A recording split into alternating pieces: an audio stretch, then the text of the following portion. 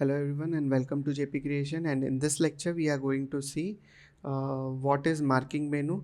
So marking menu means I have already explained you what are components, and if you want to work on each of the components and see all the option for each components, then you can use marking menu.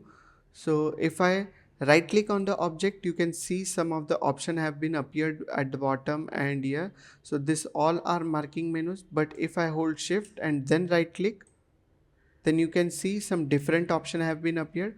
This all option are used to make some changes in the geometry, but if you go to the edge and then hold shift and right click, the option will also again get changed. The option which has appeared now, this all option are used only for the edge option.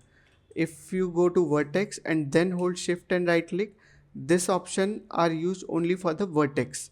So if you want to make any changes in the vertex, you can come here in the vertex menu by just going here, right holding right click and vertex, and then again hold shift and right click, and then you can see all the option are used for vertex. Again, if you want to make some changes like in the faces, then you can come to faces and then hold shift and right click, and again you can see that all the option are appeared only for the faces. Okay, so in this way you can make the changes in any components by coming to marking menu by holding shift and right click.